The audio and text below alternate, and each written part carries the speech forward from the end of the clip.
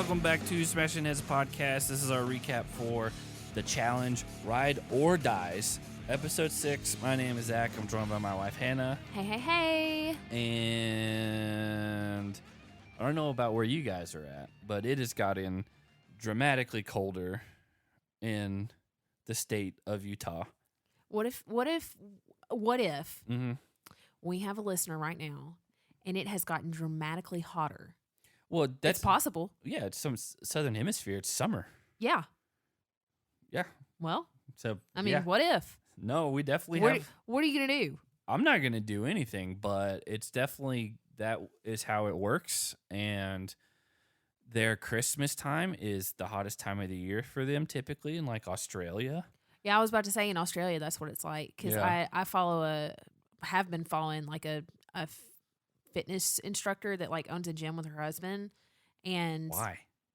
I don't know. I think I'm just fascinated with her life. Okay. But yeah, I've never heard you mention any of this. they're in Australia, and yeah, like what they do for like Christmas, like their Christmas meal together is like a huge plate of like different like tropical fruits, and like it's very like summertime food. Well, that's because it's their summertime. Yeah, and like I think it was last year, maybe it was the year before last, that her husband was wearing like shorts and like a short sleeve button up with like Santa Claus on it, and I'm like, that's so. I've seen that It's before. like it's so like opposite. Well, I mean, like when we would go to Kenya, we would go in July Yeah. because that's their cold season. And so it's like 70 degrees and they're all bundled up with jackets on and freezing. And we're like, it feels pretty good out here. And, it just depends on what part of the hemisphere you live on. And we all live on the planet. yeah, but I say we have only lived in the northern hemisphere because that's where all of the United States are. Yes. And so the summer for us is like June, July, August. Yes. And not Christmas time. But it's definitely gotten colder here. I don't think we've talked about it, but we had to buy our dogs jackets. I know, and they look so cute. Because it snowed a couple times, and like definitely when it snows, they have to wear their jackets. And we got Eddie Bauer jackets because they were at TJ Maxx or Home Goods or and something. because our little babies are Eddie Bauer babies. Well, and because they were $20, that's why. Yeah. We went somewhere and we saw some that were similar, and they were like, what, like Carhartt or something? Yeah, there was And Carhartt I was ones. like, we don't have Carhartt babies. We have Eddie Bauer babies. Yeah, but also They're preppy boys. but also they're $20. That's why. Yeah, we they got were 'em. so much cheaper at Home Goods. So we're figuring things out in Utah. It's still a little weird. Like it's just different. It's a completely different change of everything essentially. It's a lot of adjusting. Yeah. Like every day, there's something that we're still trying to adjust I to. mean, we're right past like the 2-month mark of being here. Mm-hmm. It doesn't feel like it's been that long. No, and like again, my parents were in last week, and we got to hang out with them, and we're not going back for Thanksgiving because we're going to be back for like 9 or 10 days for Christmas. So we just took an extended thing there instead of doing it all. Instead of going back in November and then coming back and then going back in December. Yeah, it would be too hard. Plus, if we did go home for Thanksgiving, that would mean we couldn't be gone as long for Christmas. Yeah, and I'd rather go and just be there. Yeah. And have time instead of feeling rushed, all the time. So, it's you guys know what it's like. The holidays are nice, but they're also extremely stressful once you get married or have like a significant other or anything like that where you're trying to coordinate multiple schedules. You're not just going to like your parents, or like if you still live at home, you're not going just to like unless you're two different grandparents. Now you're going to your two different grandparents, your parents, their parents, their parents. Well, and it gets and even other more parents. complicated if like you're a child of divorce and you have like your dad and your stepmom, and then your mom and your stepdad, and then your significant others. Like it's a whole nother thing. So that's what Jake would call a double whammy. Well, Jake lives it. Like he has to do that. Like Yeah. because he's got his mom and her husband. He's got his dad, and his wife, and so like they have to split time between that. And now Jake's he's married now, so now he's got to spend time with her family. So he's gonna he's had a few years outside of that, and he hasn't had to do it in a while, but he'll have to figure it out again. We should call him while he's trying to do that. Do you think there's a specific time that he's trying to do it? No. Yeah, probably about like 2 p.m. No. So we should call him and just see how it's going. Yeah. Like, hey, how's your holiday planning going? I know it's November 20th. Are you in the car? Yeah. Did I tell you he FaceTimed me yesterday on accident? No. Yeah. Like in the middle of church. Oh. His church. Yeah, interesting. Yeah. Well, okay. I don't know why. He just texted. How? I don't either, but he texted me. He was like, I'm sorry, I did it on accident. Interesting. So, anyway, hope you guys are having great holiday times. If you celebrate, if you're in the U.S., it's obviously almost Thanksgiving. And then Christmas. If you don't celebrate it, I don't blame you. Wait, which one? Thanksgiving or Christmas? Either. I mean, if you don't want to celebrate it, you don't have to do anything. And if I'm being totally honest, most people don't know how to cook turkey. Accurate. And so turkey's typically not very good when you have it at Thanksgiving most of the time. Sometimes people can every get once turkey in a while right. somebody will do it. Like I had an uncle who would deep fry turkey, and that kept it moist, and it's good. My uncle deep fries turkey every year. Also, and it's great. Well, here's the thing. You Google deep fried turkey videos, so many people set their houses on fire around Thanksgiving every year. Every year. And nobody ever listens to the firefighters that put out an a tutorial video. Yeah. The firefighters are telling you how to do it.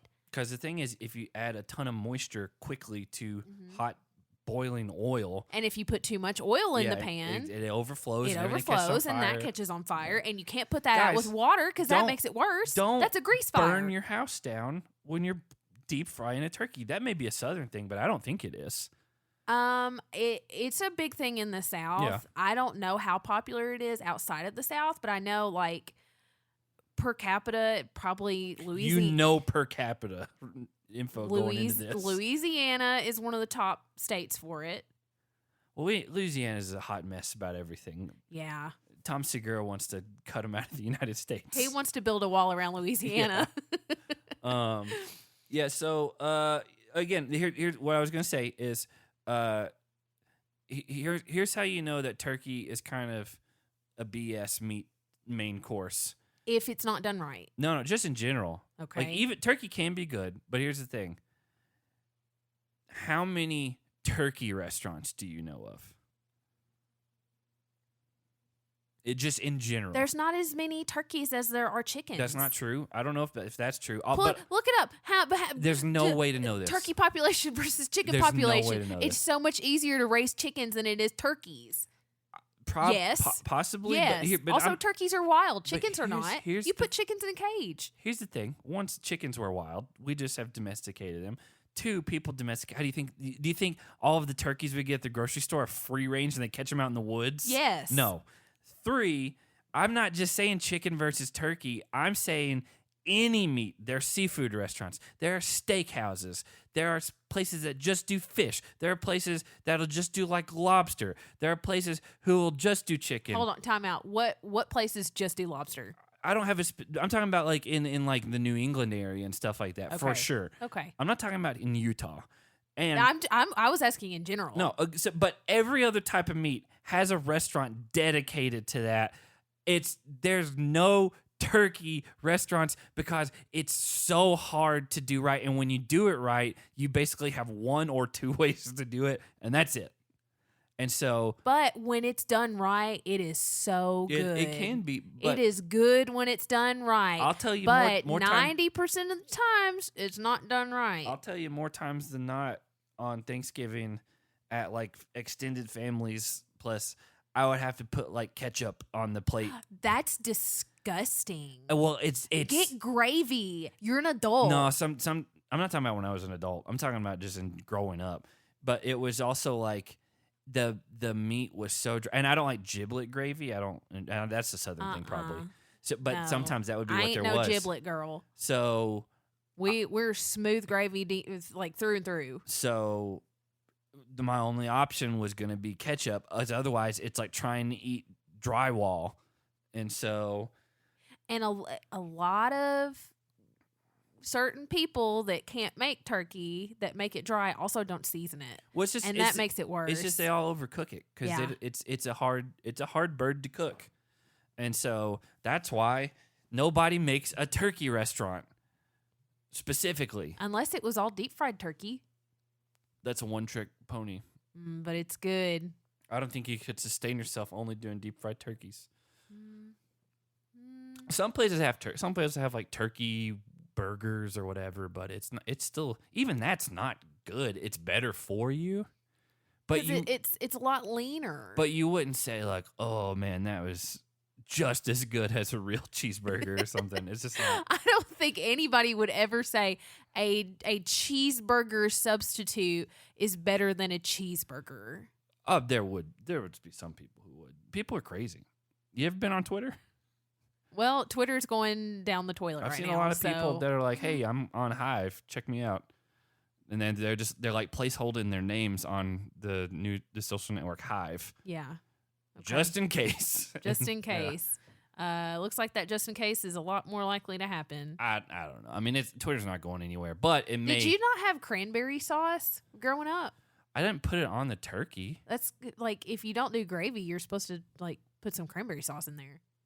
In the turkey? Yeah. No. The cranberry sauce was a thing on its side. I do enjoy like a sandwich that has turkey and some cranberry style something on it. And like then, an aioli. Yeah, and then, well, it's called that. I know what you're saying. It's called that at that place, but it's really not an aioli. They have a cranberry relish. That's what it is. Yeah, okay. And that's good. And then it has like brie cheese. Like, that's a good sandwich. That's maybe one of my favorite sandwiches of all time. When we go back home, it's a local place. We're going to eat there a couple times. So, okay. Also, they don't have Paneras in Utah except at the airport. The only Panera in the whole state is at the airport. We just now figured that out. Yeah. Yeah. So, like, how much you're trashing turkey right now makes me think you're not going to eat turkey when I make it on Thursday. No, I will, because as long as you do it the same way you did last time, it was really good last time. Last year? Yeah. I did a practice run just to see if I could do it. Yeah, no, that was good because it stayed moist. I accidentally did amazing on it, and now I'm afraid I'm not going to do it again. It's possible because it was surprising to both of us. Yeah, we were shocked because it was seasoned well on accident, and it was cooked all the way through, but it was really moist. Yeah, retained it. It wasn't dry at all. But you didn't need anything with it. Like here, we had a trial, like an early Thanksgiving, like a pregame Thanksgiving with your parents last week, and your mom tried to make dressing.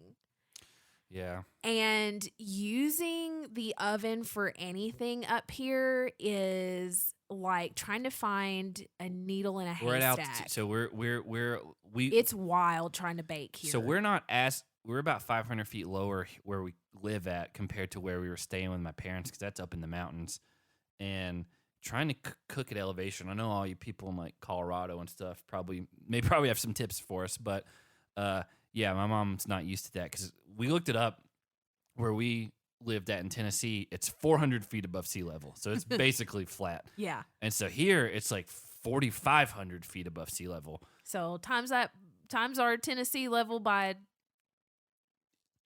12. 10.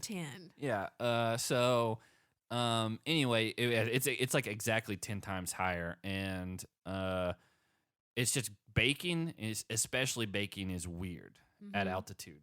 And so sometimes the boxes will say, hey, if you're at high elevation, do this instead and do it as a different pan or whatever. But do a different pan, do a different temperature for a different amount of time. She was cooking like some cornbread, and it didn't give anything, and it was also a type she wasn't used to, and so it turned out weird. It tasted fine. It's just it was like way more wet, liquidy than it should have been. Yeah.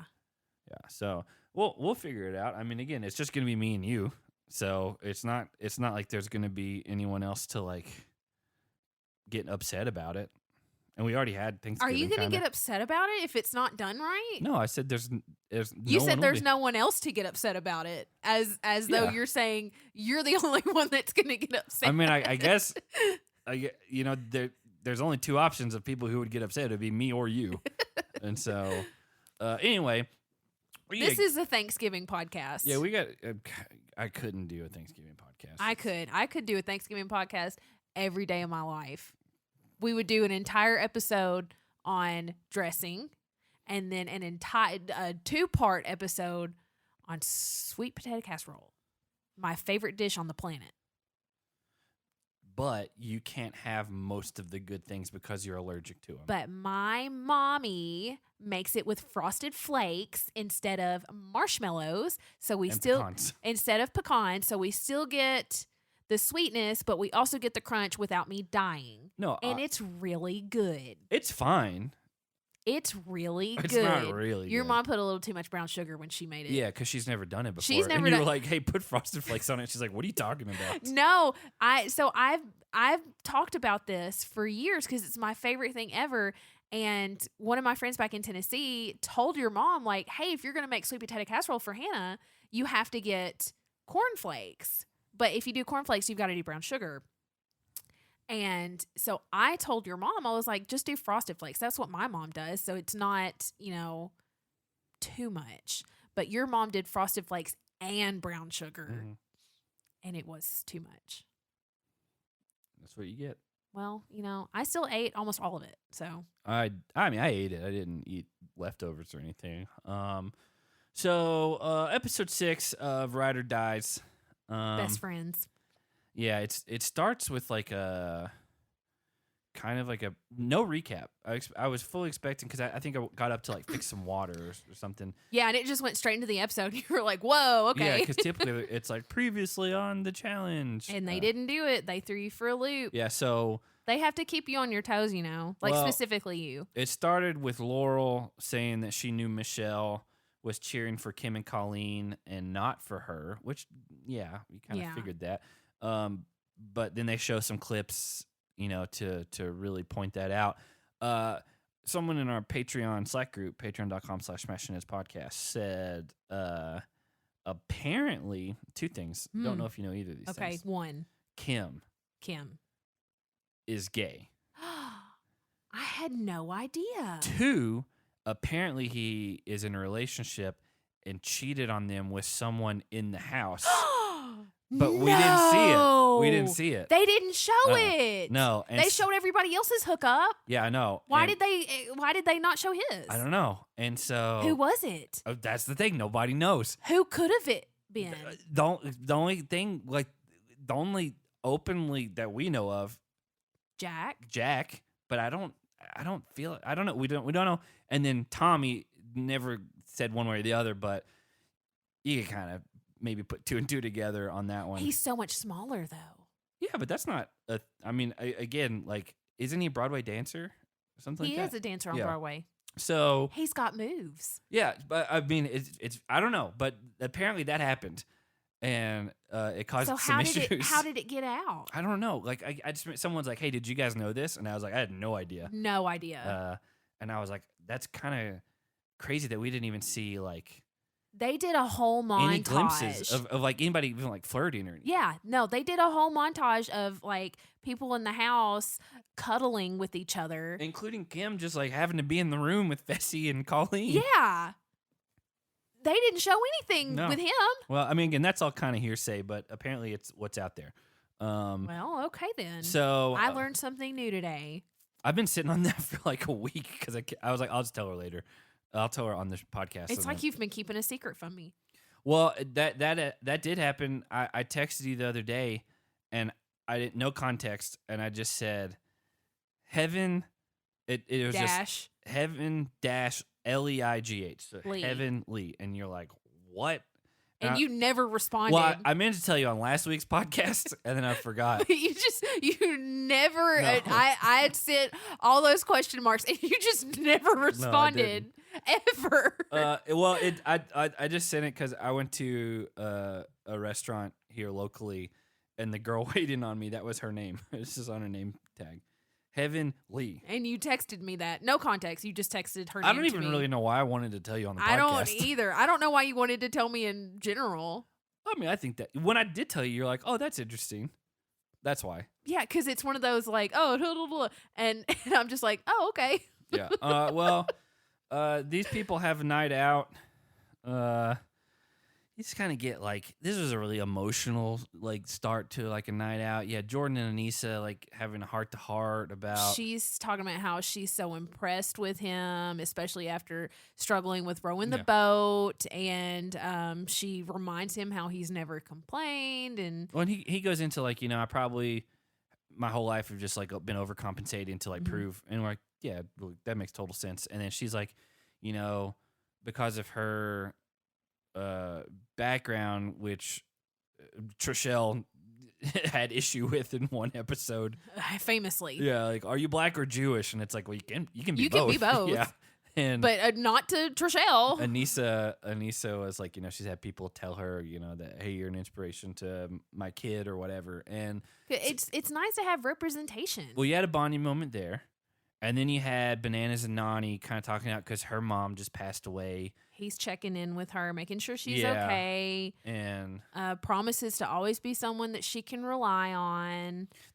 So, yeah, that's she kind of seems to forget that very quickly because in the next daily she gets very upset with him.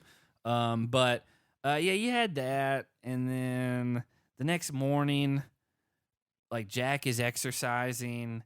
And then Jeyyy comes over and is like just trying to be friends and be normal again. And Jack tells Jeyyy to his face that he meant it when he called him garbage. Yeah. And then, which I think is really funny. Yeah, I think it's really funny. And then Jeyyy says something about getting the band back together, and Jack is like, "No, the band is broken up." Yeah. And then Jeyyy says in a confessional, he says that the band might get back together since they're, because they're kind of poking fun at each other.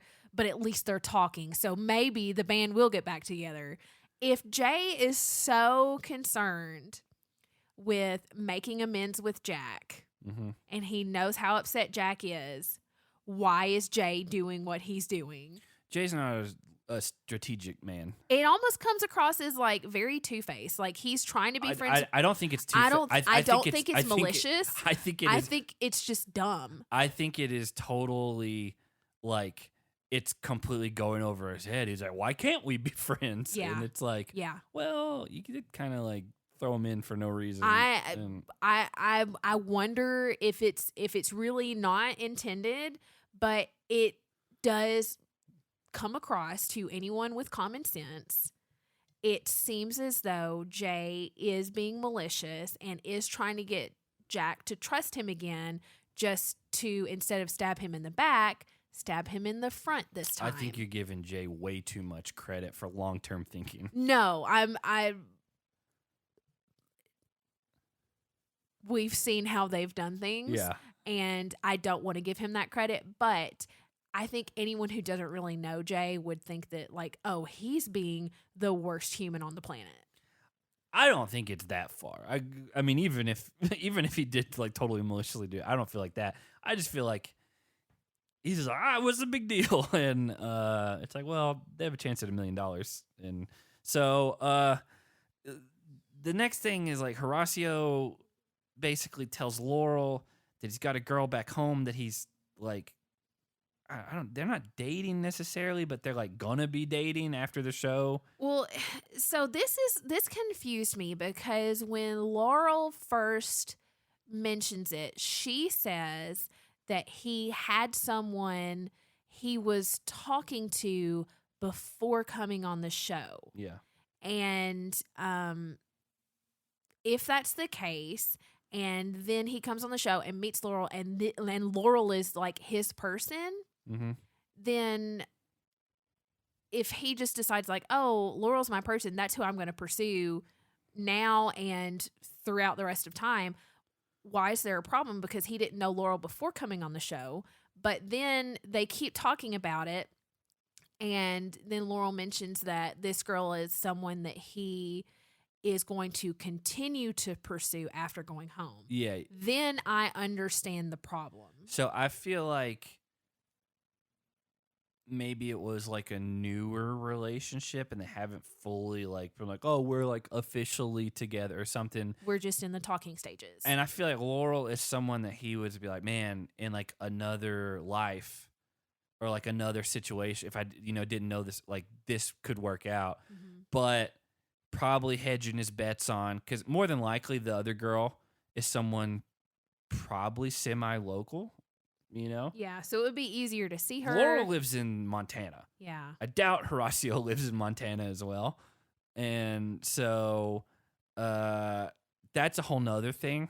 Also, dating someone who's on reality TV kind of comes with its own stuff. And, it's just, it's probably, to me, if I was Horacio, you'd be like, man, I could see myself really, like, me and Laurel, like, really be something, but that's kind of an unknown, and I already know what I have back here, and it's going well. Yeah, he doesn't know that after the show things will work out with Laurel. Because there's all kinds of, like, showmances that happen, and then they go, like, Nerisse and Johnny, she hates him now. Yeah. And, like, they couldn't get their hands off of each other. That caused Raven to, like, lose her mind because she implode. Yeah, and so, like, it happens all the time. So I don't blame him for being cautious. It's just if he didn't, like, if he let it go too far without letting Laurel know, like, if they'd kind of been, like, expressing feelings towards each other and stuff, which we don't know. We don't know what happened. Yeah. But it's just, because here's the thing. I've never seen Laurel be like she was in this episode. You think she was like legitimately having feelings for him? I think she even said, I saw on Instagram, I think, that afterwards she said, this is one of the few times that I've like really like opened up myself and to feel like vulnerable, and it really hurt me. No. And I was like, man, that's tough. Because, like, Horacio, why? I don't feel like it was malicious. Like, I feel like it was just like she's very aggressive and he's very passive. But also, I think that they could, like, their personalities could work really well, because a lot of times opposites, like, sometimes if you're like on a far end of one side, you need someone on the opposite end to kind of mellow you out. Like, it's balance. You can't have two hotheads together because they'd kill each other. You need someone that, if you are very aggressive, you need someone that's a little passive that can kind of help bring you down. No, I agree with that, but they're like, just from seeing how like reserved and how like forward she is, it also wouldn't surprise me if like she like came on and he just was like, I don't know what, I don't want to hurt her feelings. And no, I think he really liked her. I did too. There were several confessions this episode and some in previous episodes as well, where he just talks about her like he really likes her. I definitely think this is like, hey, in any other situation, this would be work a thing. out. This would be it. Yeah. But I think maybe Laurel subconsciously let her guard down. Yeah. And didn't realize until it was too late that she really had feelings for him. And maybe once she came to that realization, maybe she brought it up to him. And that's when he's like, oh, I didn't realize it had gone this far. Yeah, because it's very possible like they were kind of, if like 0% is like not talking to each other and 100% is like them being dating together, like she could be at like 70 and he's at like 30. And I think he was more than 30. But I'm saying like he didn't realize like maybe necessarily where her head was at, because like again, this episode I've seen Laurel on TV many times. I didn't watch X on the Peak, which is where she met Jack, but I've never seen this side of her that I remember. Very open and very vulnerable, and it's not a bad thing. It's kind of refreshing. It's just it's different, and I wonder if this setback has made it to where we will not see this again if she's back on TV, because she'll just be more guarded. Yeah. I kind of hate it for her personally, because if she is really reluctant to kind of let people in, and she lets him in, and this is what happens. I worry that, you know, she's never going to let anybody in again. Well, because she, like, there's a confessional where she's crying, and I know. she's like, you know, this is why I don't do this, because I always end up hurt. I know. And, like, it hurt me to see that. I know. Like, it's very, like, it was very real in like a way that like you understood. It wasn't like misplaced where like with Raven, like she was like, and even with Michelle, like with Laurel, like you can project feelings from other people. Yeah. Like Laurel's was like grounded in a way where like you're like, oh, this is like real. Yeah. And it's like this is what she really felt and this is where it all came from. But anyway, she moves out of their room and he's like, you're moving out, and she's like, yeah. Yeah. And I get it. I 100% get it. Yes, absolutely. If you're going through like a challenge breakup, you're not going to get separation anywhere else. You might as well get some distance and move into a different room. Well, I don't know if it's now or later. She goes into Fessy's room and It's later. Okay, yeah, that is later. So, let me just say right before we get to the daily, I have one note. I hate what Fall Out Boy has become. Okay. Was that before the daily? It was the song leading into the daily. Well, daily. I had one little quick thing where Horacio and Olivia talk about what was going on. Oh, yeah. Horacio tells Olivia that there's been a misunderstanding. Yeah, and I don't know how much has been misunderstood. Yeah, that's just so much stuff that we didn't see, obviously. Yeah. And so we're not really in a place to comment one way or the other on who was right and who was wrong. And there's a lot of times for situations where as an outside, like if you're the two people involved, you can be like, well, they wronged me, and well, the other one wronged me. And then you kind of like, if you're on the outside looking in, you can be like, honestly, really, like, no one really did anything malicious. It's just there was some sort of like miscommunication, and it did end up hurting one or both. Yeah. And it's not really anyone's like fault in a negligible sense. Like they weren't going after somebody. It's just there's sometimes things but it's like with any relationship and with anything going on in life, like there's not always a right or wrong answer or black and white or whatever. There's a lot of nuance and like gray areas where like things just fall through the cracks. Like it's really annoying sometimes when people are just like, no, this one's right or this one, and it's like maybe they're both not right, but also both not wrong. Yeah. Like you never know. Like we don't know enough about the situation. But it definitely feels like Laurel was assuming more was happening than Horacio was, or at least what he was letting on. And it's possible that, you know, he was kind of in the same place that she was. Yeah. But was afraid to say anything about the other girl, and then afraid to pump the brakes. Afraid to pump the brakes, and then maybe guilt. Yeah, makes him say, you know, I have to be honest with you. Agreed. So I don't hurt your feelings. He seems like a good guy. He does. He does. I wish that he had said something about the other girl sooner. Yeah. Because I hate that Laurel got hurt because of this. So we do go to the daily, and that is when that Fall Out Boy song comes on. And, it was awful. Absolute trash. I haven't listened to them since 2005 or so, but I read you an article about in July, actually, when we were in Utah looking at apartments and stuff, where their main guitar player, one of their founding members, who actually has a background being in like hardcore bands and stuff like that, he was like, I didn't even play on the last album. He's like, I didn't like it. They didn't need me, so I just didn't do it. He's still part of the band. And they just did it all without him because they're not even like they're just doing like electronica stuff, and it's very weird. Not good. Yeah. I don't like any of it. And yeah, him and I want to say the drummer were in like a real like hardcore band before Fall Out Boy. Really? Yeah, and like kind of like they were kind of blowing up a little bit, and then they did this. From what I remember, it's a long time ago. It's like 2002 when this happened.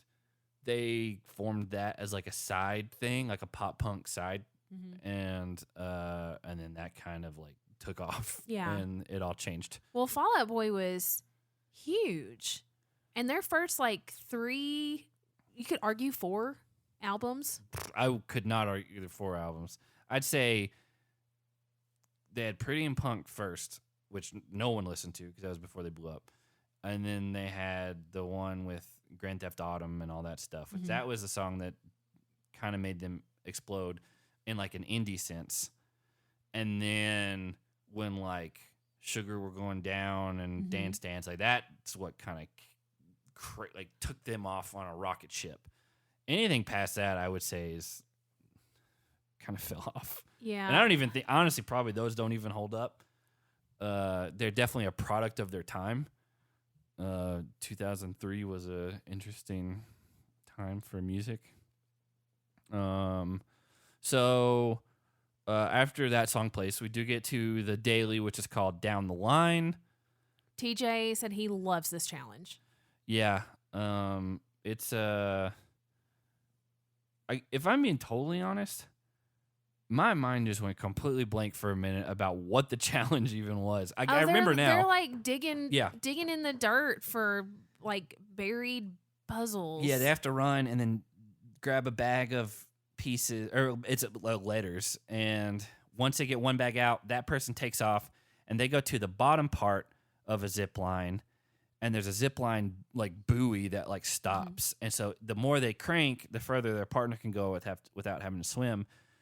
Then the other partner has to keep digging, and the next bag is even further down with the rest of the pieces, and they have to run to the top of a zip line and then zip line down, and then go from there, swim up, and then you got to solve the puzzle essentially, which is just like 5-letter words, and they give you like 1 letter per word. They did it in 2 heats. There's really not a lot to talk about other than everybody struggled to find their second bag. Well, yes, especially Laurel. Laurel didn't even find hers. Yeah. Again, very emotional episode for Laurel overall. Also for Nani, she was really mad at Bananas the whole time.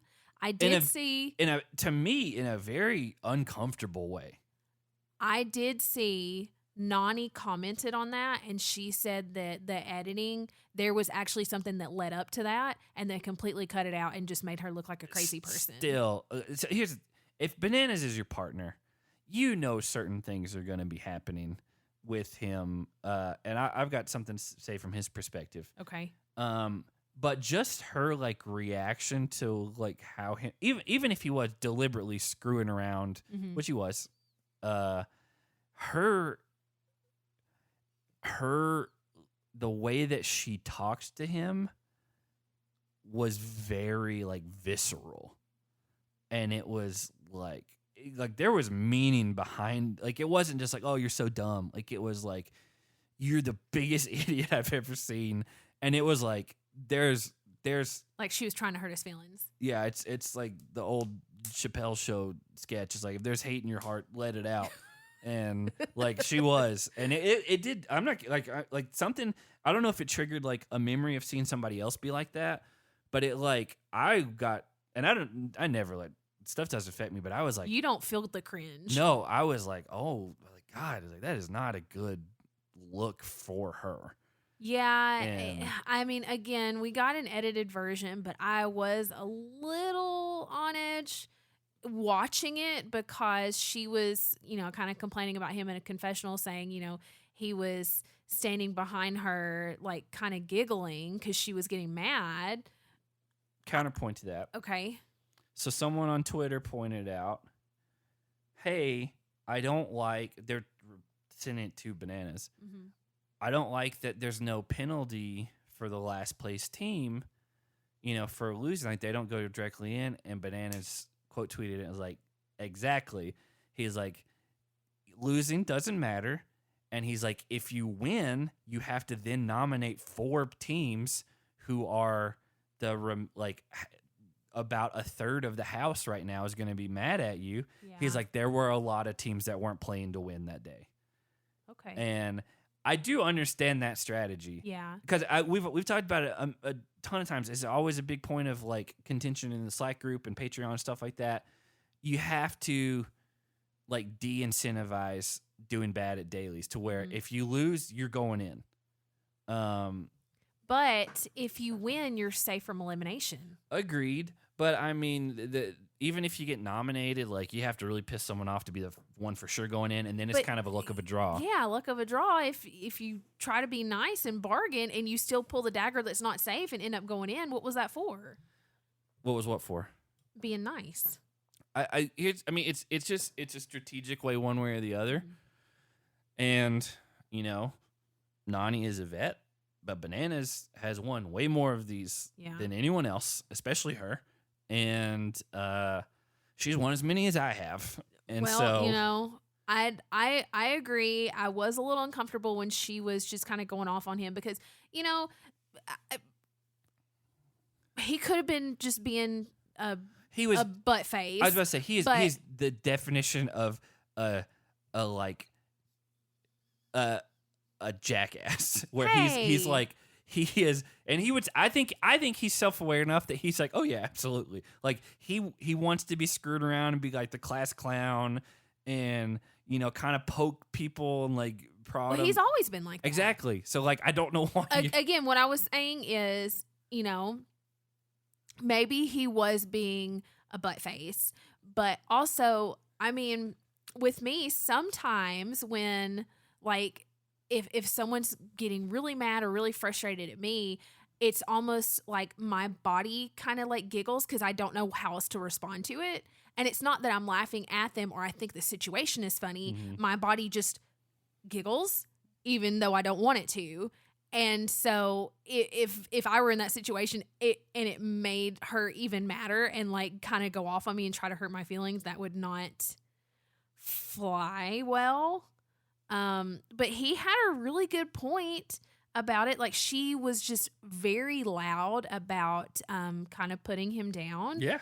And he was like, say whatever you want to me behind closed doors, but it's not a good look to fight like this in front of all the other teams. Agreed. Yeah.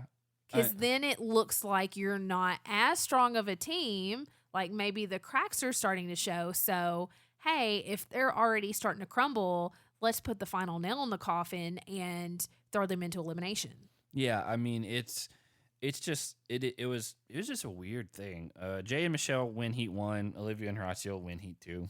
I mean, they'd kind of set up this whole like Laurel arc, so either one of them winning would have been consequential to what the whole Laurel story was going to be. Mm-hmm. But Jeyyy and Michelle won. No times again. Production, if you're listening, give us times.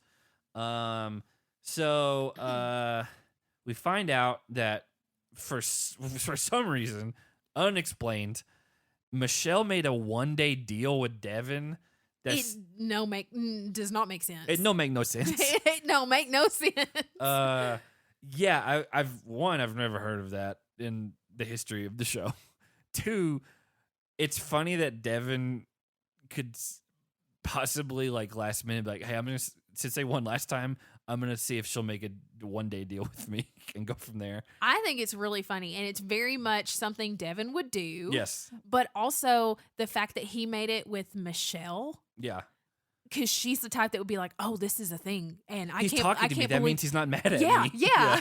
It just seems like she would just. She seems very gullible sometimes. Yeah, and I feel like Devin could feed her all kinds of bull crap and she would eat it pleased.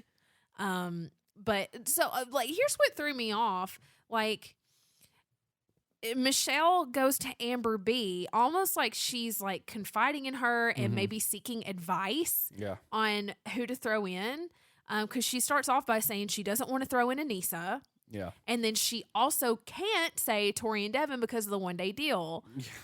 And then we get a little confessional and Amber B's like, Amber B thinks that something about Michelle is starting to feel off. Well, she also I think says at this point, like, why are you making deals with like half the house? Yeah. Like, well, you can't do that because now you have to put in 4 people. Mm-hmm.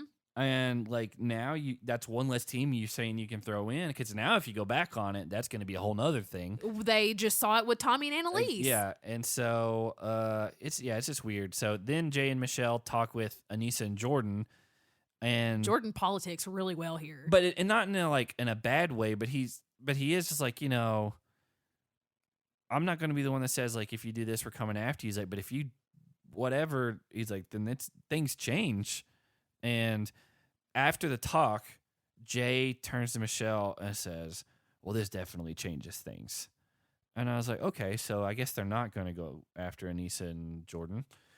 So he gets a deliberation, and basically, I want to say Jeyyy says they should throw in Amber B and Chauncey because they're dead weight. And they don't really have any strong alliances in the house. But I think Michelle's aligned with them. That's the thing. But Michelle's aligned with everyone in the house. Except for Laurel and Jack. I'm aware. But she tries to be. She tries to get Laurel back on her good side many times. So in the deliberation, they pick Laurel and Jack, Bananas and Nany, which that doesn't make any sense if you thought you were if you're going to protect them in the last one, then you just... Yeah. You basically pissed off a team last week for no reason to then go back on it the next week. Yeah, you threw a bone to Bananas and Nany in hopes that they would throw you a bone back, but then you just took the bone away. So anyway, and then they go Aneesa and Jordyn, and then their pick is Casey and Kenny to basically give Nany like an extra chance to not go in, essentially, because if Casey and Kenny pick the dagger, then they would save Nany and Bananas. And so it's a very like, you're going around the block to get, next door or something like that. I don't even think that's a metaphor, but that's what I wanted. That's good. That's the meaning I kind of wanted.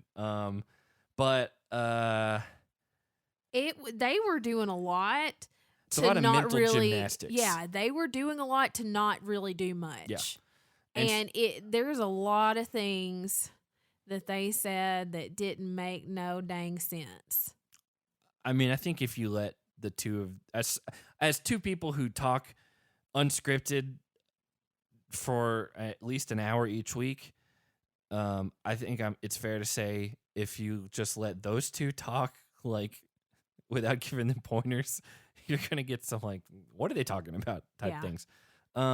So right before the interrogation, we get a B-roll shot of the people walking out of the house, and I was like, hold on a second, and I was like, did you see that? And you're like, what? And I rewound it, and I was like, that's Tommy, and then you're like, yeah, and that's Annalise behind him. They've been on for 2 weeks now. Yeah.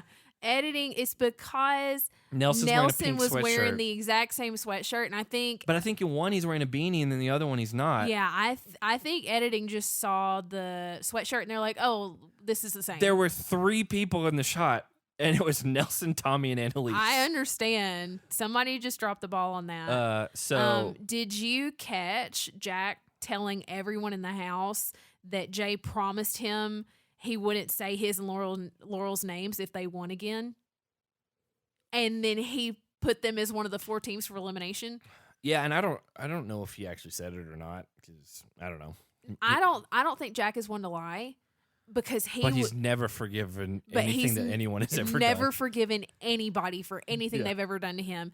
But here's the thing. This is what I was getting at earlier. It almost, if we didn't know Jeyyy as well as we do, it almost seems malicious. It's not. It's not malicious, but it almost seems like it is, because he's the one pursuing Jack, trying to make amends, trying to get the band back together, trying to be friends again. And then I don't think Jack was lying. I don't know. When he said that Jeyyy came to him and was like, you know what? I will say, what? I'm trying to make amends. I'm trying to get the band back together, so I won't say your name again. Hold on. Jack is very prone to lying. We saw it in the last episode where he tells Jeyyy to his face, oh yeah, we're good. It's fine. Everything's fine. And then in the immediate confession, is like, I will never forgive him.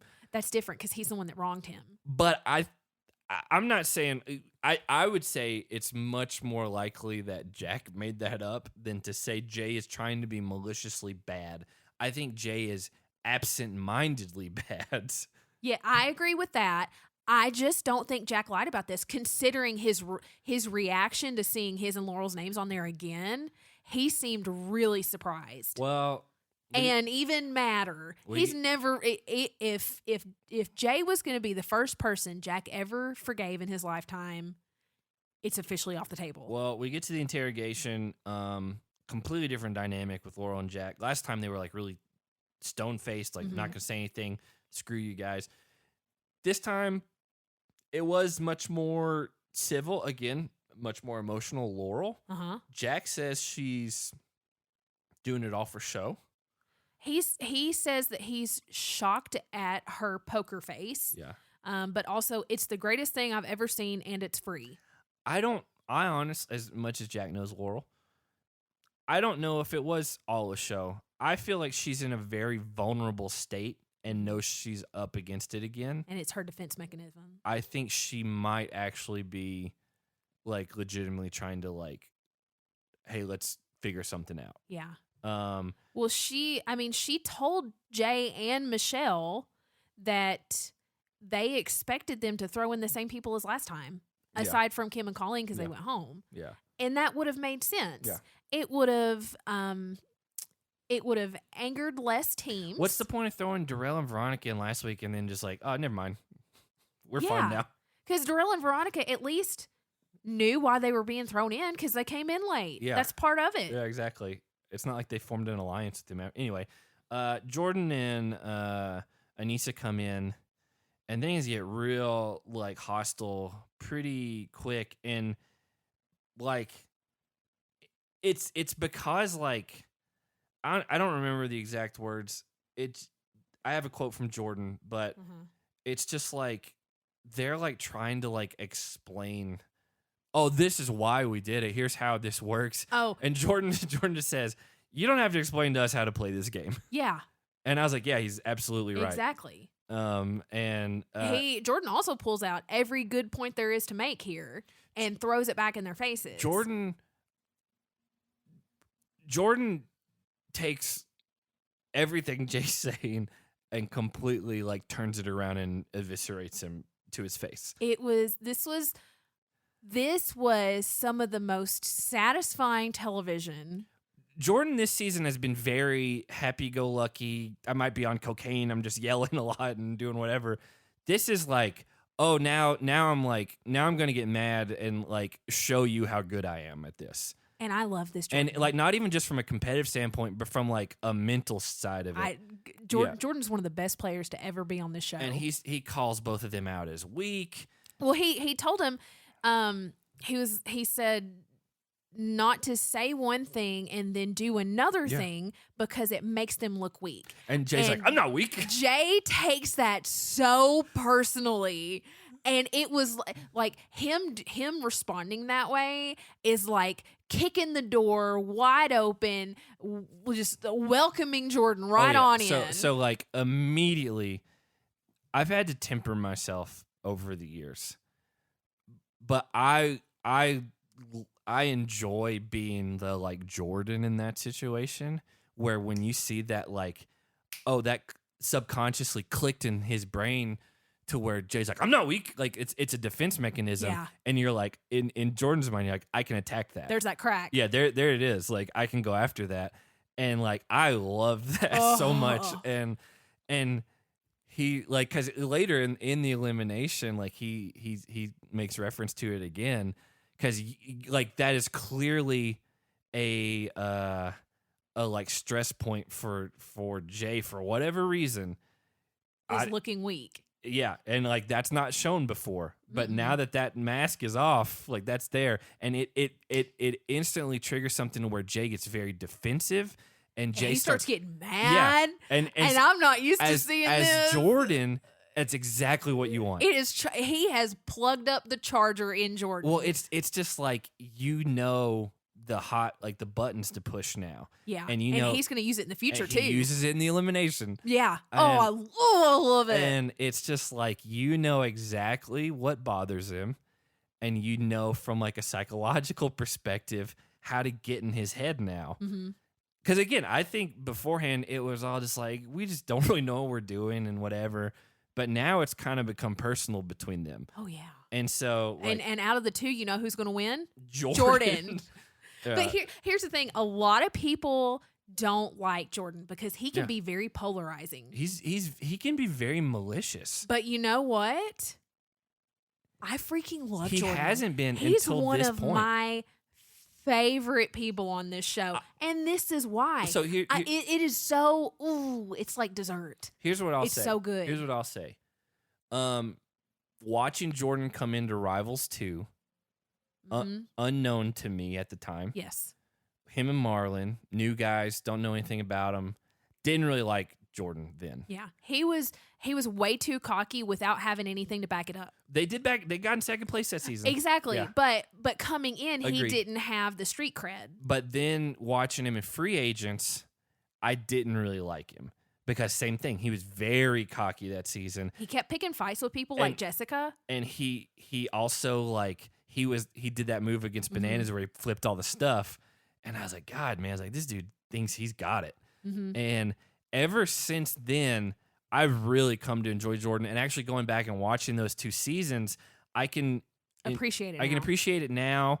I still think he came in too arrogant to an extent. Mm-hmm. But I get why.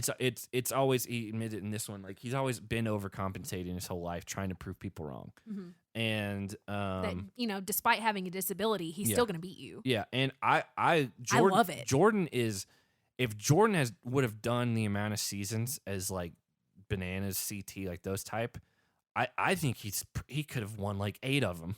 Yeah, like that's how unbelievably good he is at all times.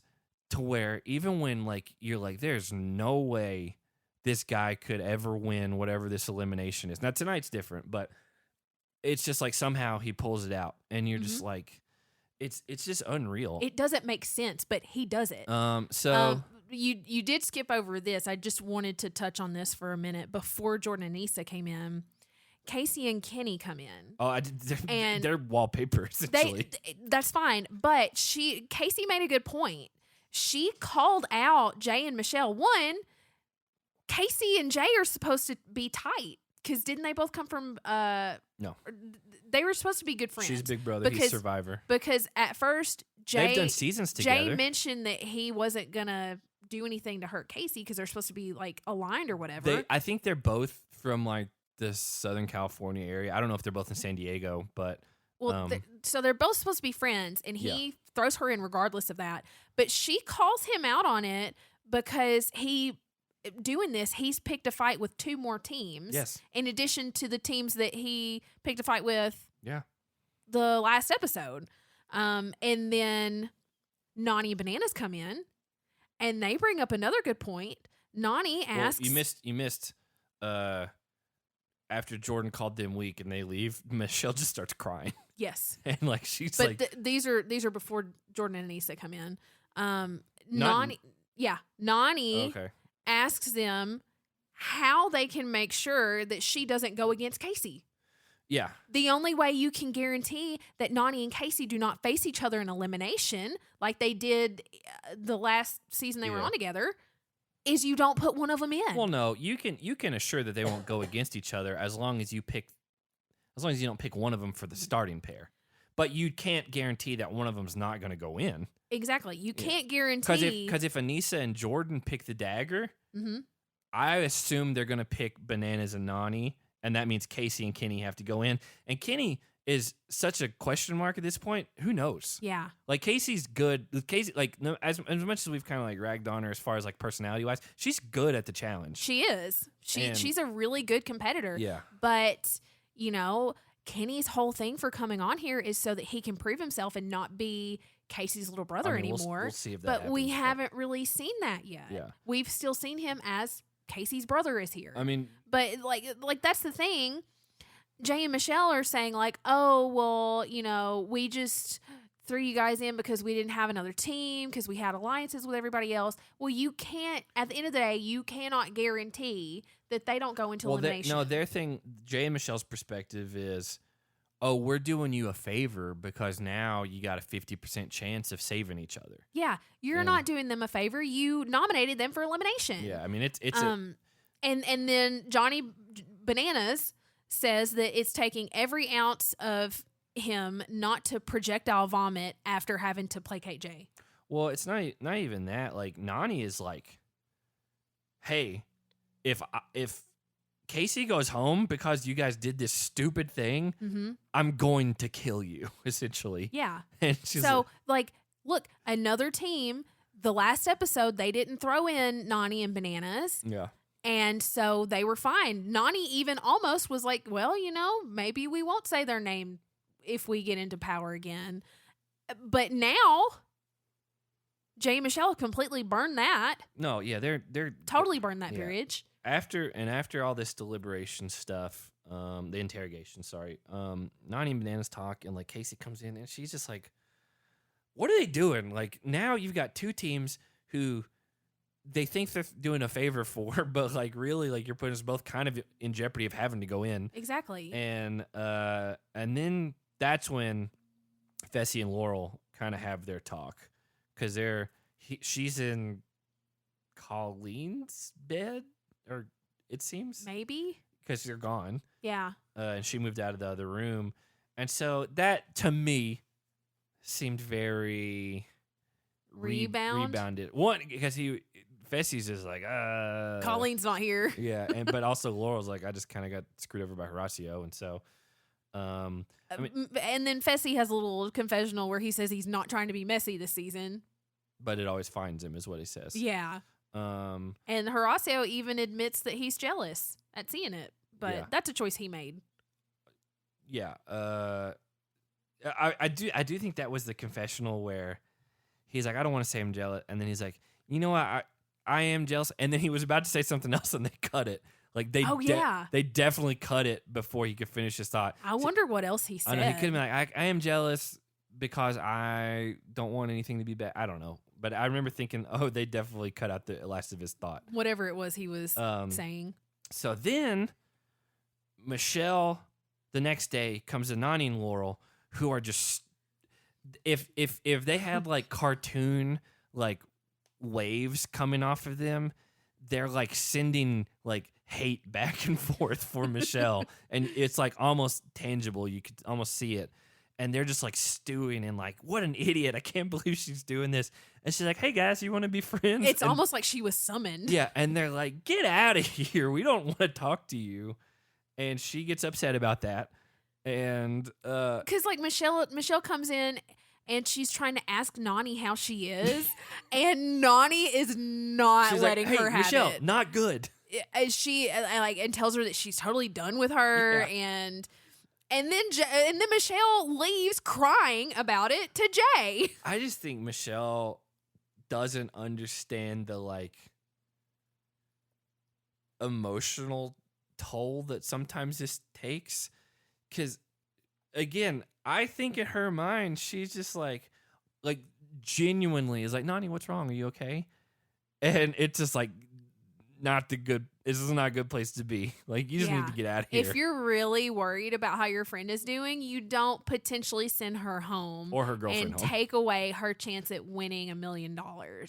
Yeah. You throw in someone else. So. Because I don't know if you remember this, earlier in this season, Michelle is crying about being really close with Nany. She's been crying so much this season. But I'm pretty sure she said that she and Nany were like sisters, and that they were like really super close. Yeah, and if you're that close, you don't throw them into elimination, especially when there's other options. I think that she said that, and at the time that was a surprise because we were like didn't even realize they were friendly as much.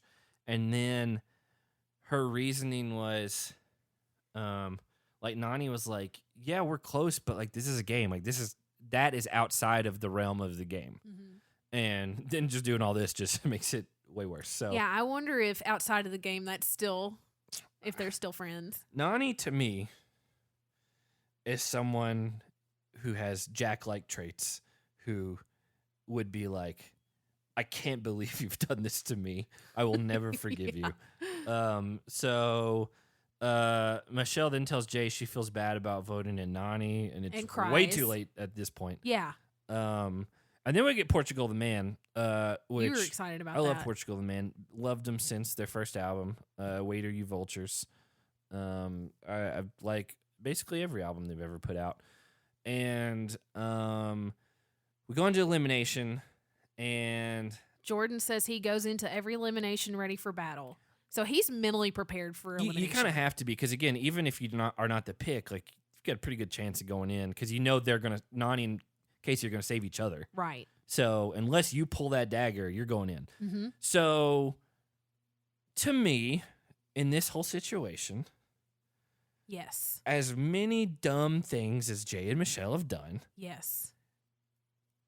I thought for sure Yes. you pick Laurel and Jack. Yes. Because you've already made them mad. Twice. Yes. You have kicked the horse while it's down. That bridge is burned. Like, it's gone. And the ship has sailed. So Laurel and Jack are the easy pick. It's the only logical pick. But this is where the Yes. cracks from Jeyyy earlier start showing. Oh, they're on full blast. They pick emotionally. Mm-hmm. They go after Jordyn and Anissa because Jordyn, at the end of that conversation, started calling them out about stuff. Yeah. And Anissa said, I believe, she's like, I'm the one that would tell him to like rein it in and whatever. And she's like, I don't feel like he was wrong. He wasn't. And I agreed. He wasn't. And this was 100% and they hurt my feelings. And so I'm going to throw them in. Mm-hmm. And you know what happened? It came to bite him in the butt. so Anissa and Jordyn are the pick. And Ooh, did you get Jordan's quote? hold on. I've got some of it. One, this just pisses Tori off because it's her best friend and her ex-fiance. And so now Tori and Devin are not on their side. That one day deal, Done. gone. And then Jordyn, after they get picked, they get down there, and I don't know if TJ asked him or what, but He did. He's like, what's up with that? Jordyn just says, it seems like his feelings got hurt. No, he said, I think it's funny Jeyyy brought up emotions That's what it because was. it seems like his feelings got Yeah. hurt, and smiles. Yeah. But before And that, I was like, he's just digging. he's right. He knows Yeah. there's that crack there. He's going after it full force. But before that, as soon as their names are called, Jordyn has a little confessional, and he's like, when you say a monster's name, you can't put that thing back in a box. Yeah. Meaning, Jay's officially enemy number one. Yeah. Not just for Jordyn and Anissa, For but a for lot of Tori and people Devin now. too. Well, and Bananas and Nani. Oh, and yeah. Casey and Kenny. Uh-huh. And like it's like this whole episode as dumb as the decisions were last episode. This is so much dumber. This has made it worse. I didn't think it could get dumber than last week. I did. I'm flabbergasted. So I couldn't wrap my head around it.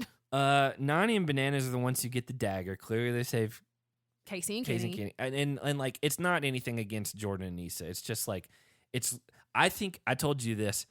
I was like, I think if it was up to Bananas, he'd probably save Jordyn and Anissa. Laurel and Jack. That's what I meant. Laurel and Jack. Because he and Because Laurel, him and Laurel are close. They're really good friends. And he's not close one way or the other with Casey. Kenny and Casey, because other than like proximity wise. Yeah. Because Nani. And like I think like he like really like him and Laurel kind of like connect on a level, like, you know. I mean, they've been friends for so many years. And so Laurel does not want to hear about how much anyone cares about her. no, again, she's in an emotional state. Yeah. Yeah.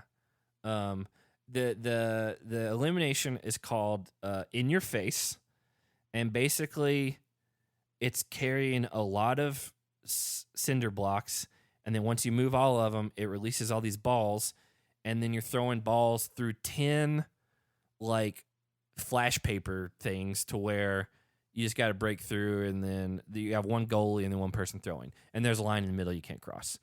And TJ almost said the name of our podcast. He said, I know. He got really close. He's like, you can smash each other's faces. And he should have said heads. I know. He should have said heads. And then we would have sued him. We would have just asked him for. I would have used that as a soundbite for sure. Well, I was going to say we'd ask him for money. No, that's trademark or copyright. It's neither or one. Patent. It's neither one of those.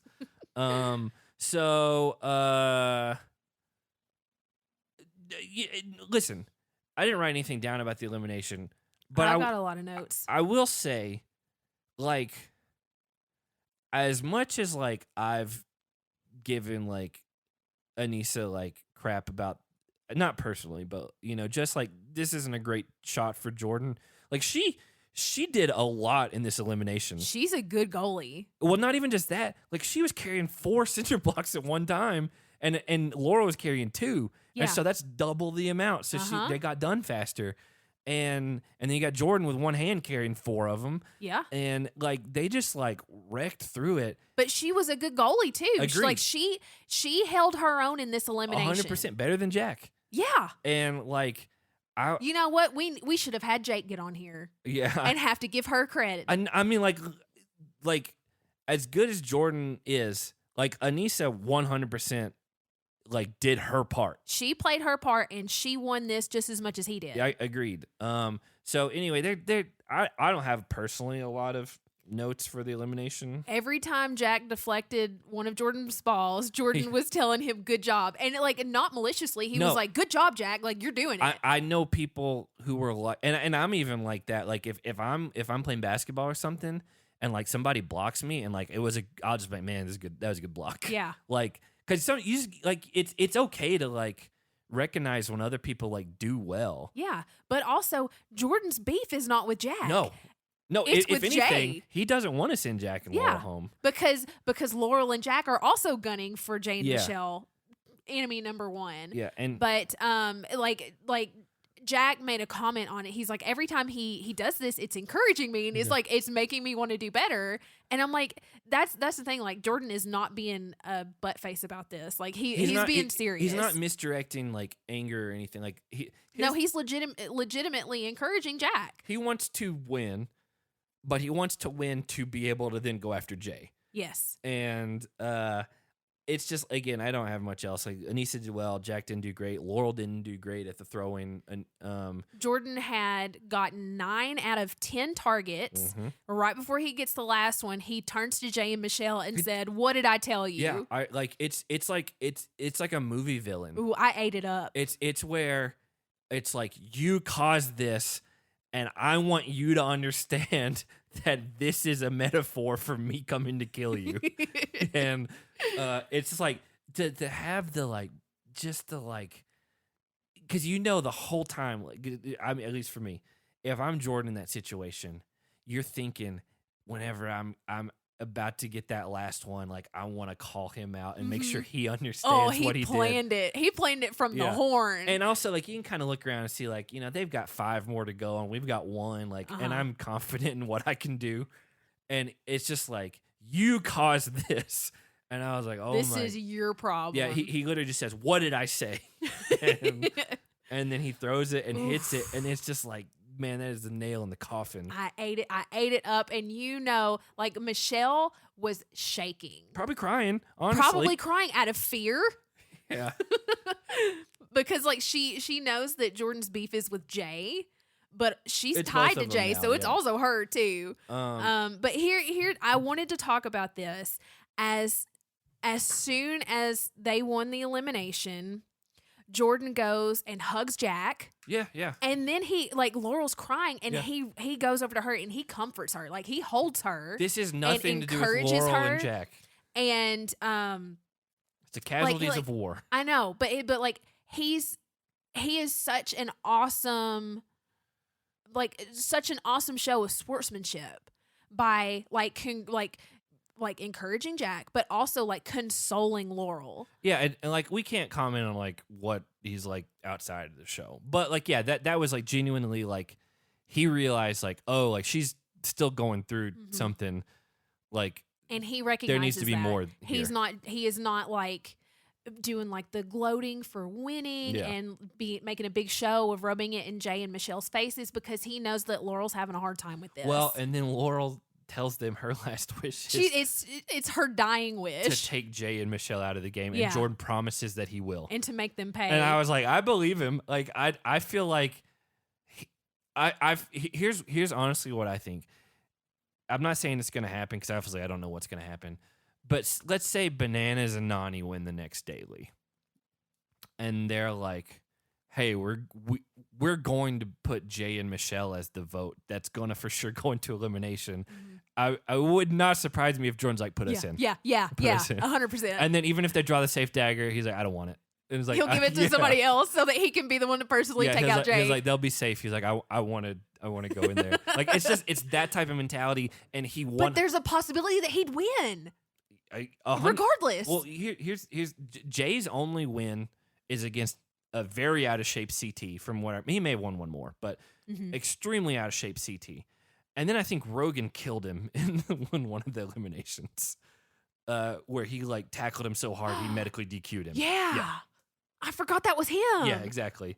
And then Michelle, her and Corey, 12 dates, lost to Huey and Amber B, which was one of the funniest eliminations in a long time. But like, they should not have lost that. And so like, I don't feel like I think Aneesa and Jordyn would be like, yeah, we'll beat them. Yeah. Like, what? I mean, unless it's like rock climbing or something. Yeah.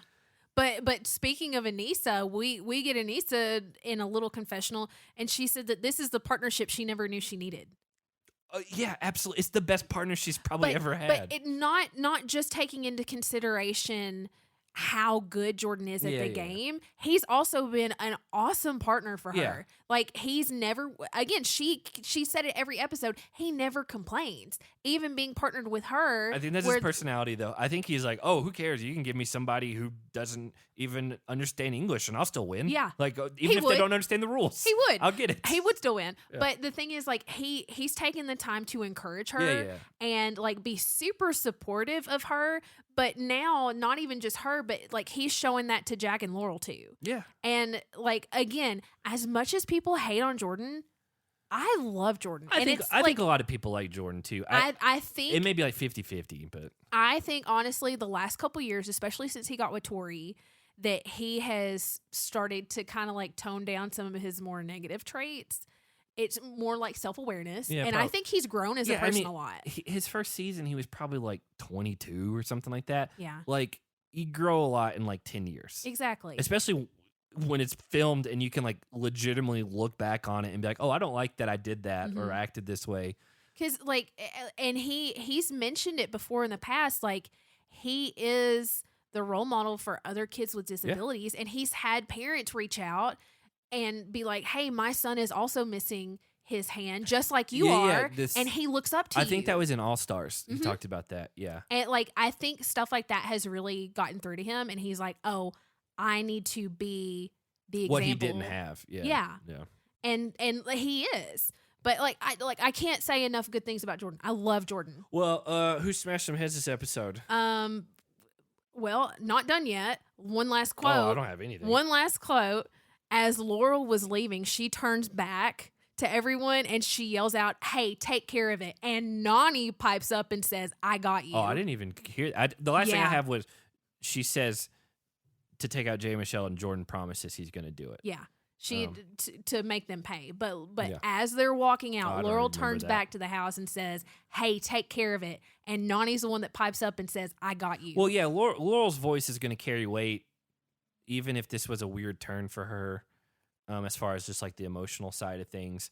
Like everyone there, like 100% respects and fears her in the game. Yes. Because like they know that like she can take out any of them. And she's a serious competitor. Laurel's one of the few people that if you were like, oh, it's going to be a hall brawl versus like bananas. And I'd be like, I wouldn't, it might be Laurel that wins that. Like she can get mean enough that it might happen.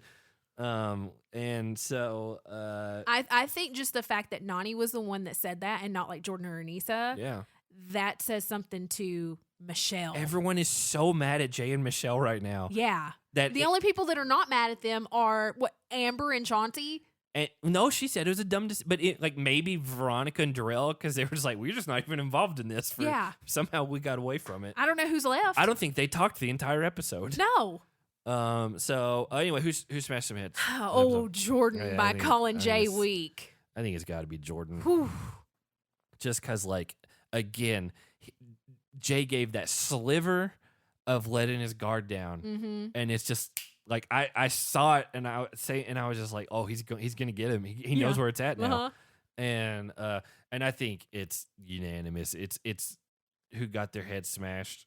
1, 2, 3, Jeyyy and Michelle, because Michelle cried the whole episode. Michelle did cry the whole episode, but I think Jeyyy more than anything because he was called out by everyone, not just Jordyn and Aneesa, Casey and Kenny, and Nani and Bananas. And now Tori. And now Tori. Yeah. Tori's gunning for Yeah. them now. So one, Jeyyy being called out by everyone, and now seeing Jordyn coming straight for him. And here's the thing. Probably from Jay's perspective, he has no idea that anybody's upset with him. Yeah. And he's just going to be like, whoa, what happened? What did I do? Yeah. And it's like, well, Here's what you did. You made a series of 2 weeks of bad decisions. Yeah, you created a domino effect. So yeah, I think that's easy, unanimous in this episode. So the randomizer thing, we got the letter C for movies for this week. 3? I did 3. Okay. I stopped at 3. If I'm being honest, this was the hardest week for me to pick movies. Really? C was very hard for me to go through. This one was super easy for me. No, it was very hard for me, and I would bet money we do not have any overlaps as far as movies. There's not a chance. Yeah, I don't know. I mean, I don't know. Not a chance we have overlap. Yeah, I bet I could guess one of yours. I bet you could guess my number one movie. Clueless. Yeah, absolutely. I talk about that movie once a week. I don't have a problem with that movie at all. I love that movie. Yeah. It's young Paul Rudd. Who looks the same. But it's like he's her ex stepbrother, and then they end up together at the end of the movie. You didn't believe me about that, and I was like, I know. yeah. And then I looked it up, and you're like, oh. I guess I didn't put out that of together. all the times I watched that movie, I never realized that he was her former stepbrother. Yeah. Also, he's in college and she's still in high school. Exactly. And he works for her dad. Exactly. There's a lot of like weird. There's a lot of tiptoeing around some like ethical issues in that relationship, but the rest of peace, Brittany Murphy. Yeah, she was great in that movie. Yeah.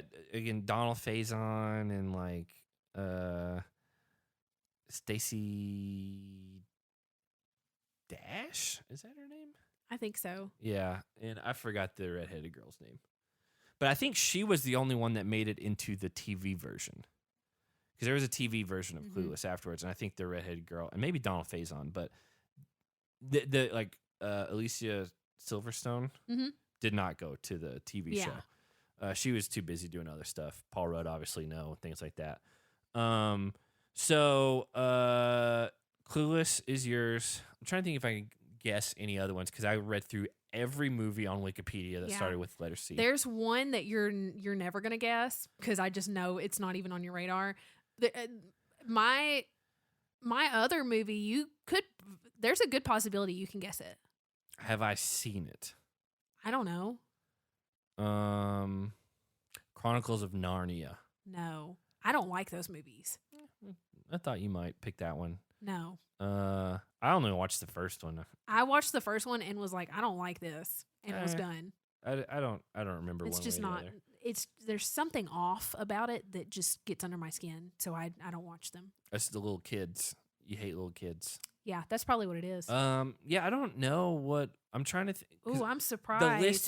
The list of C movies was so long, and I was just like, cause I'm not gonna pick a movie that I haven't seen, because there were a couple of them in there that I'm like, oh, I probably would pick this, but I haven't seen it, so I don't feel comfortable. Like Catch Me If You Can is one that I've just never seen it. And Jake, that's one of Jake's favorite. I know Jake. movies. Every time we ever talk about it, he's like, "Why have you not watched it?" And I was like, "I don't know." It's one of his favorite. We almost movies. watched it the other night. I and then know. we didn't. We watched Chips instead, which is another C movie. That's a C movie. I totally forgot. Which isn't great, but No. it's okay. But it would be a movie that you could add to your list.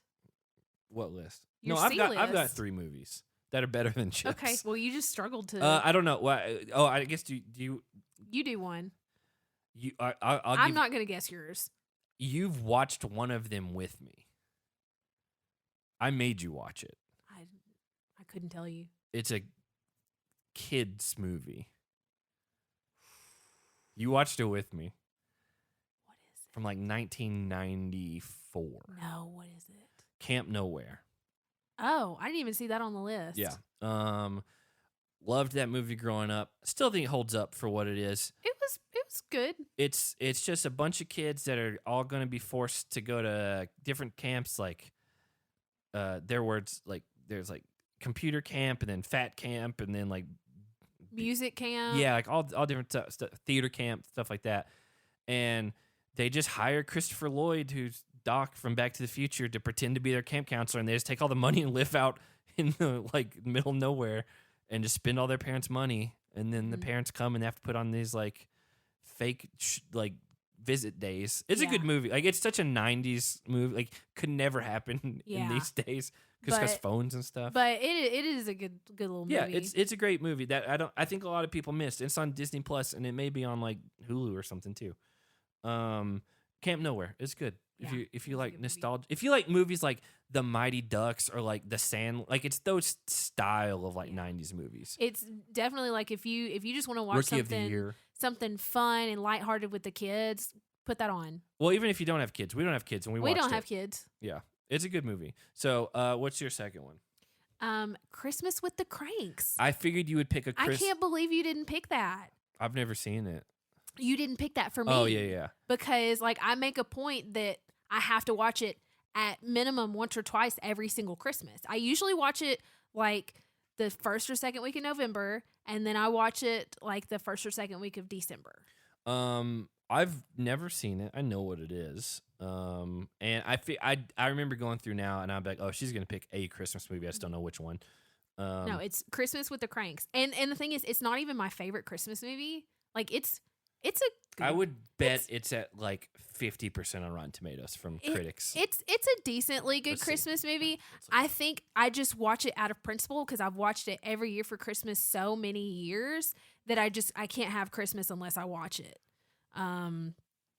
It's just one of those things. I have never watched it with you.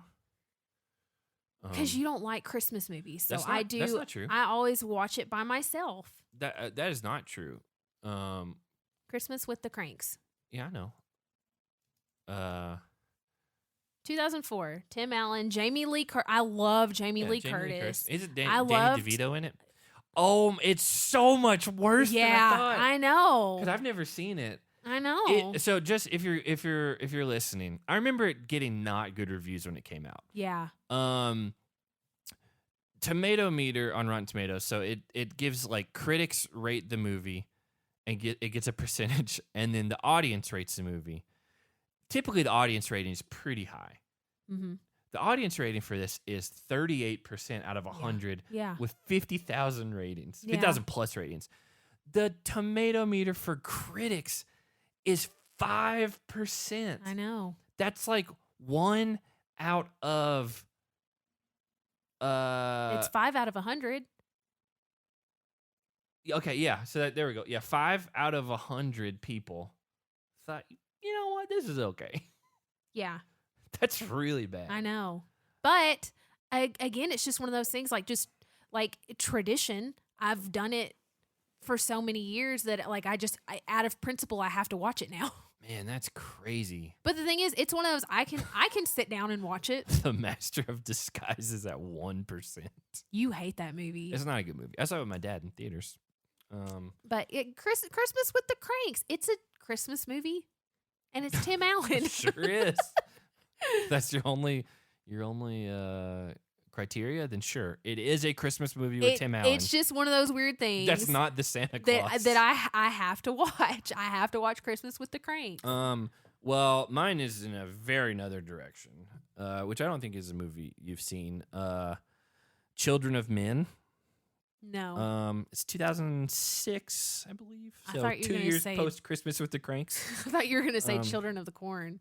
No, I have seen that. I've seen parts of some of them because it would just be on TV, and I remember they're kind of burned into. Actually, weirdly, a couple months ago, I like read really deeply into like because I was like, what is this? What are these movies even about?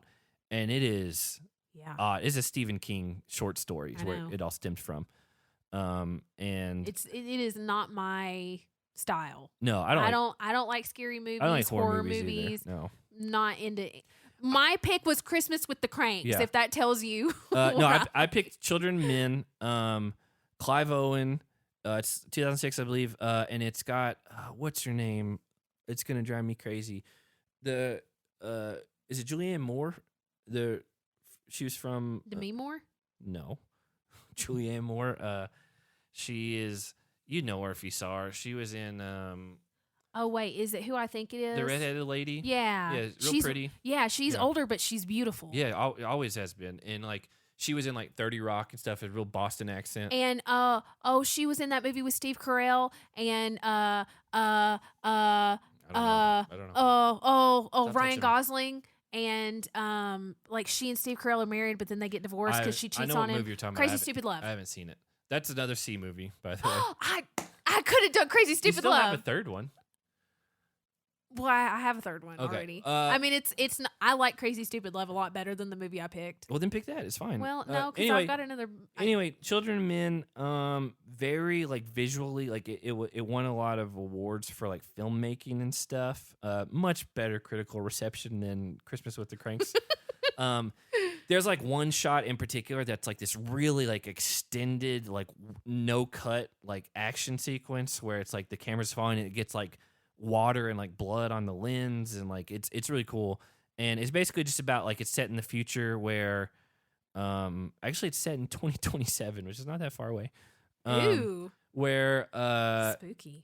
Where humans have lost the ability to recreate and like procreate, to have kids. Like it's something happened. I don't remember the exact circumstances, and it basically there's not any kids anymore, and then these people find a young girl who's pregnant, and they're afraid that people are gonna like kidnap her and like take, because it's like, oh, the whole world is like hoping for this, and so his like Clive Owen and them are trying to like sneak her around and get her to places. And I want something happens in this movie, and Julianne Moore explains it, and it's stuck with me ever since. And I don't know if it's fully backed up on science of it all or not, but because there's explosions and stuff happening, and she's like from what I remember, she's like a scientist or something in this movie, and they like simulate the way your ears ring like when an explosion happens. That's weird. Like that's what the audio, like all of it cuts out and you just hear like that. Yeah.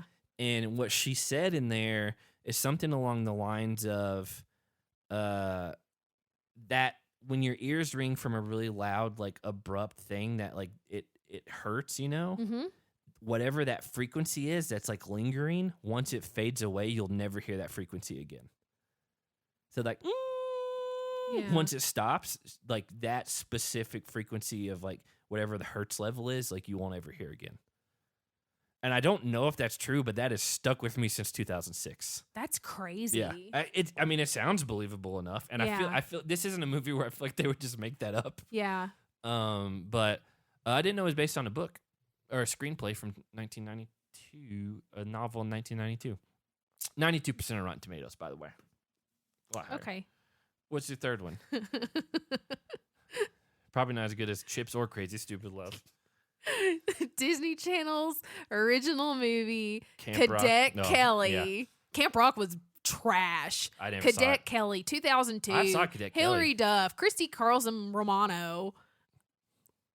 Hilary Duff is like this like I've seen super. it. It's like I remember when it premiered and I was like, this is everything. Yeah, it's at the height of Lizzie McGuire and even Stevens. Yes, so like, it was in their prime. Yeah. Like I remember when they said that it was coming out. Yeah.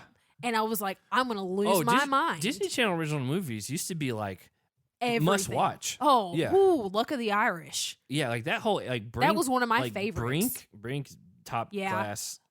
Smart House is one of my favorite movies. Yeah, Brink on up until like the like Miley and the Jonas Brothers era. Before Miley and Jonas Brothers. Yeah, once that kind of transition happened, like I never watched it. Was like a whole new generation. But I would watch all of them. I would watch like even like the not fun ones that are just like, hey, this is about people being racist and stuff like that. But you'd watch it. Wasn't there one like the Color of Friendship? Yeah, that's what I'm talking about. Yeah.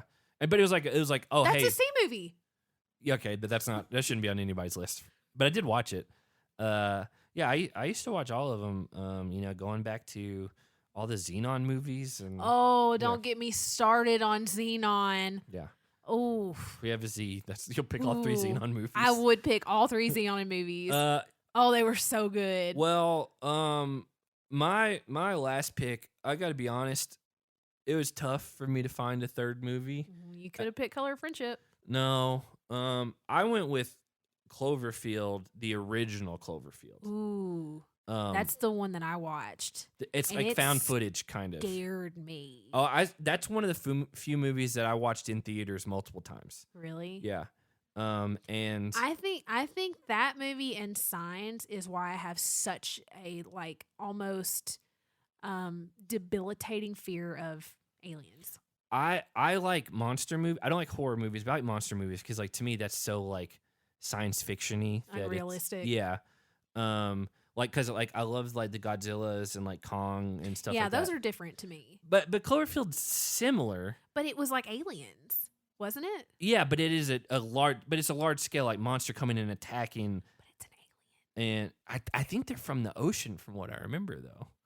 I don't know. It may not have been, but it was like a found footage, and like T.J. Miller was in it. It was really weird. Yeah, that was weird. This was before T.J. Miller, like, I knew who he was as a comedian or anything like that. But I haven't seen it since I saw it in theaters twice. Mm-hmm. But I was like, oh, I liked it enough to watch it twice at theaters. I haven't seen 10 Cloverfield Lane, and I haven't seen the other spin-off movie. Because I tried to watch it, and you would not watch it. No, I'm not going to. I watched Cloverfield one time because I didn't know what it was or what it was about. Yeah. And it took... I think I kind of went in blind. People were just like, oh, it's really good. And I was like, all right, whatever. Yeah.